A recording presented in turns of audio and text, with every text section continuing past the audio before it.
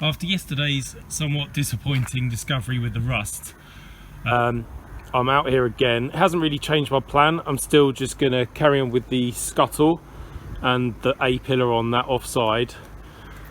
Do as much as I need in the front end to get it through an MOT, and then the next bit will be to tackle this whole area.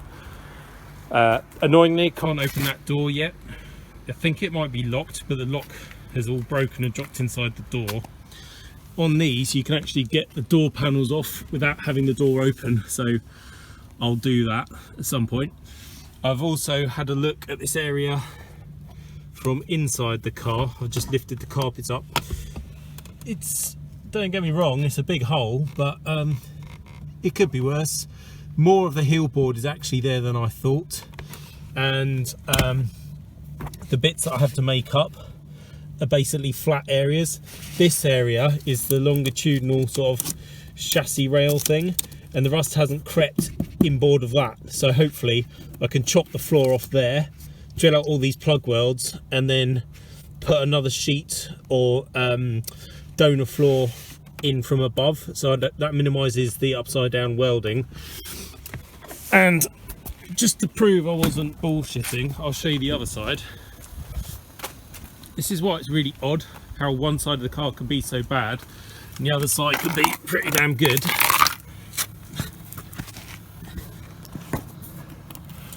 That's the heel board, that side. Bit of surface rust, but nothing scary.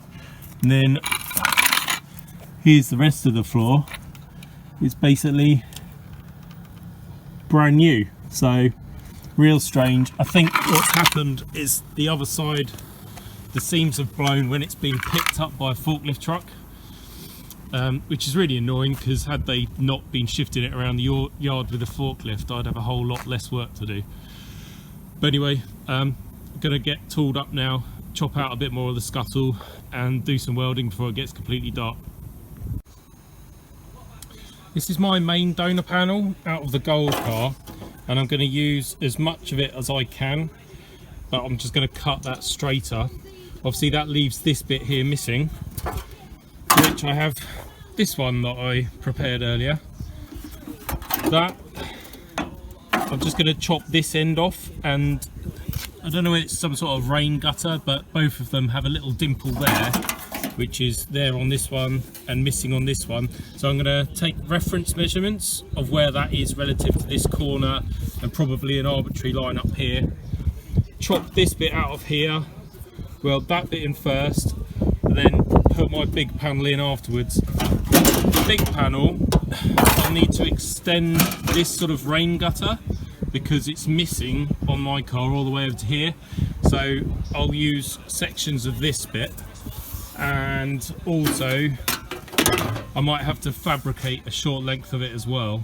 I may not be able to do that today, but I may not actually weld this in today anyway, because I've got quite a lot of cleaning to do and rust sort of prevention in that kind of area, and I want all that cleaned out and epoxied before this top plate gets welded back on. I've drawn some reference lines on there just to help me work out where that sort of drain channel goes. There's my donor panel. I just put it in the blasting cabinet to get a couple of bits of surface rust out. So now I'm gonna trace around it and work out how much I'm gonna actually put in and how much I'm gonna leave. So obviously I've got to be able to weld it in, but then get access to dress that back down. So I'm thinking about cutting it quite close to the top here. So probably like that, and then across, and then I'll do the same to this, clean it up, prime it, and then tack it into place. Alright, it's really getting dark now. This camera's quite good at compensating for that, but trust me, it does not look like that to my eyes. But anyway, doing this kind of work always seems to take a lot longer than you think it should. That's that area de-rusted. That's all surface. This stuff's actually really thick metal because it's part of the inner bulkhead assembly. whereas this stuff's like 0.8 real thin stuff, which is why it goes frilly and falls apart, whereas all of that stuff remains solid. So gonna put some rust killer on there. I've made this panel from the blue one, drilled out the spot welds, and that needs a couple of final tweaks, but yeah, that'll be basically an invisible repair. I'll get that in, then I'll make my final chopping of that panel and put it all back together. Actually, that's worth pointing out. Yeah, I won't go crazy welding that bit in all the way over here because most of it's going to get chopped off anyway when that panel goes in on the top. So I'll do some rust killing and some etch priming and weld through priming, and then I'll get the welder out and tack it into place. Done the final prep. Pretty happy with the fit of this at the moment. There's some distortion around these where I've drilled the plug welds out, but I can tap that flat afterwards. And all of this is, you know, aligning up really nicely. I've got my reference measurements from here to there, from there to, there's a black cross on here somewhere. So that's all in the right place. It's kind of crucial to get that right, otherwise the windscreen won't fit. So taking the time here just to make sure it's cock on right. Well, it's in there. Just need to do some final dressing, but I'm happy with the profile. And I'm happy that that drain thing is the right distance from my black X there.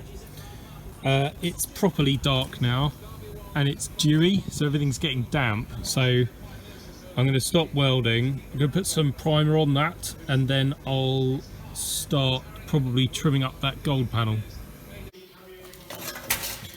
Right, I've come back inside and I've trimmed that up, neatened it a bit, and that's the finished size it's going to be on the car.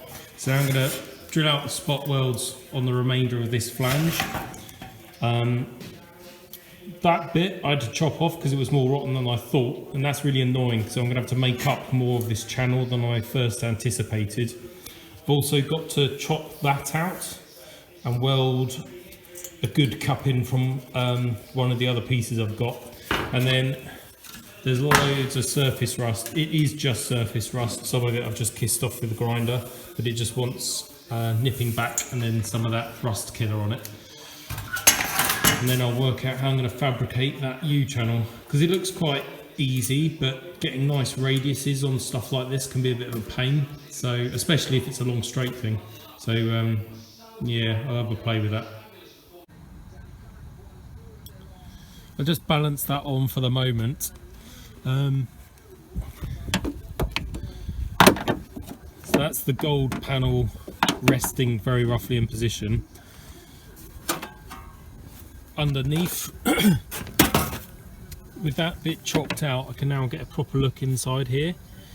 It's actually pretty good. Most of it just wants a rub down, maybe some rust killer, and then epoxy. Even back in that corner, when you give it a good poke, it's quite solid. One annoying thing is if you shine the torch through here, can you see there's a few pinholes opening up?